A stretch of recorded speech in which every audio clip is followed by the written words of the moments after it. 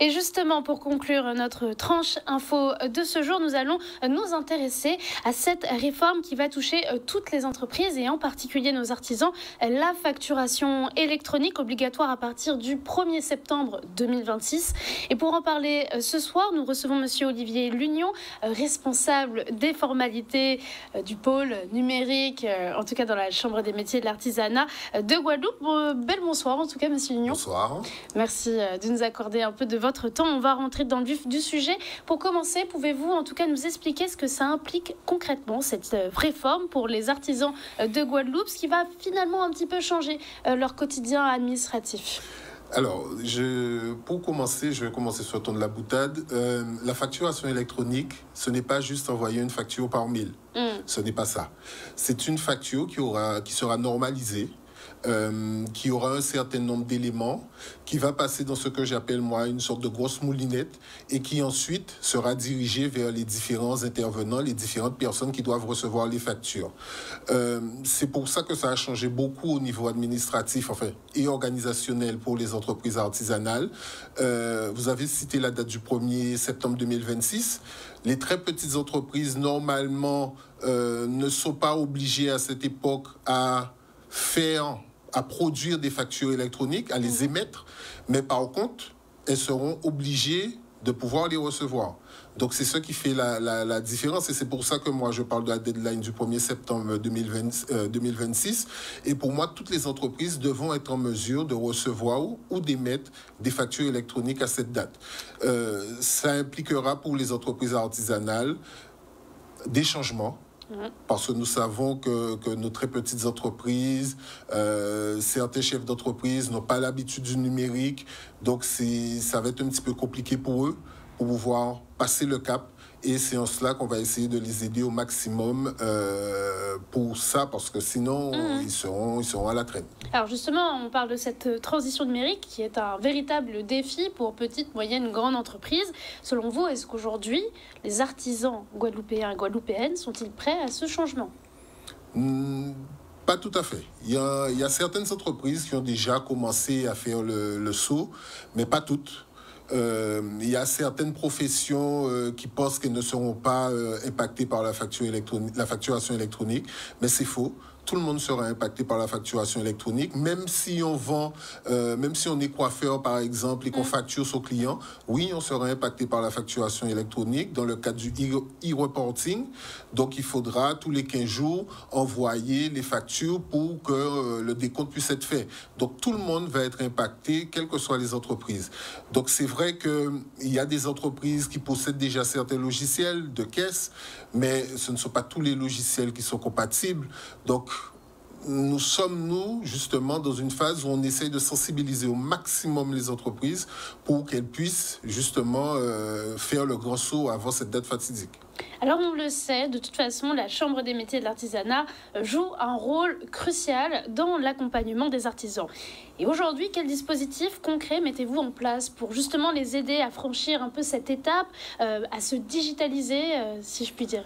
Alors, la première étape, c'est justement la réunion de demain que nous avons avec monsieur Sébastien Rabineau, qui est le directeur de projet de la facturation électronique au niveau de la DGFIP, donc au niveau national, qui est de passage chez nous. Il était en Martinique, je crois, en début de semaine. Il est maintenant en Guadeloupe. Et ainsi, il va pouvoir déjà sensibiliser. Nous avons eu un axe plus particulièrement pour les organisations professionnelles, mais tout le monde demain est invité à cette réunion. Et ainsi, les organisations professionnelles pourront commencer à faire passer le message.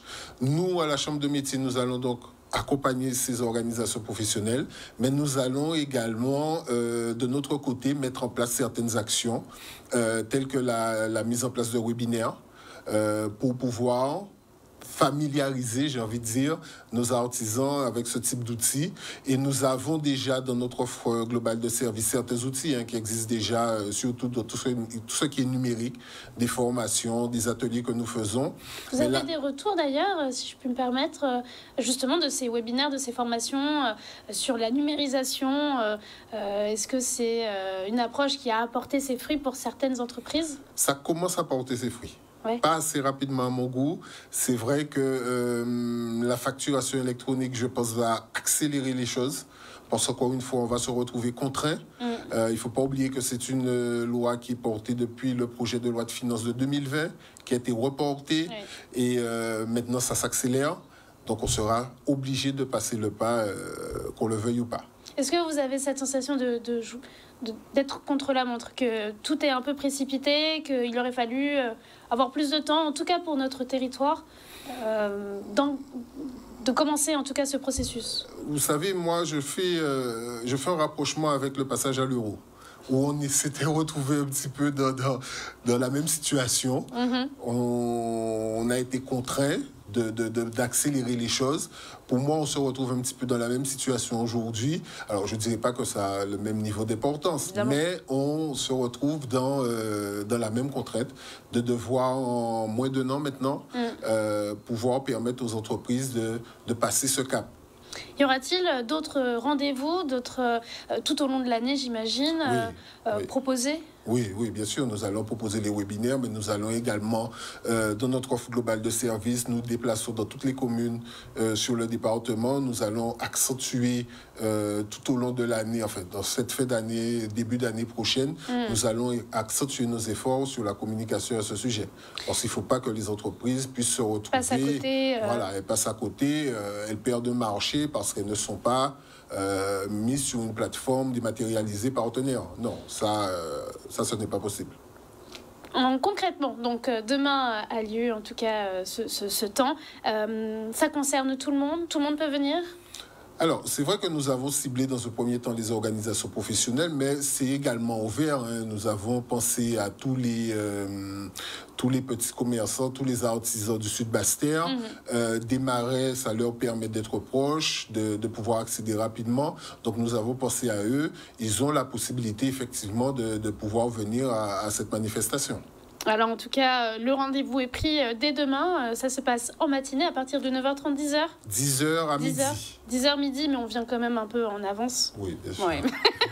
En tout cas, au siège de la Chambre des métiers et de l'artisanat à Desmarais, on vous encourage en tout cas vivement, si vous êtes évidemment concerné par cette affaire, à vous diriger directement vers eux. On peut aussi vous solliciter, vous appeler, vous envoyer des mails si des questions arrivent soudainement. Oui, bien sûr. Merci en tout cas, Monsieur Lunion, de nous avoir donner un petit peu plus de précision et de contexte sur cette thématique. Cette réforme, en tout cas de la facturation électronique, va donc impacter toutes les entreprises et essentiellement aussi nos artisans qui se préparent pour le monde de demain. N'hésitez pas à participer à la réunion que je rappelle, qui se déroulera demain pour en savoir un petit peu plus sur les bénéficiaires de l'accompagnement de la Chambre des métiers et de l'artisanat en Guadeloupe.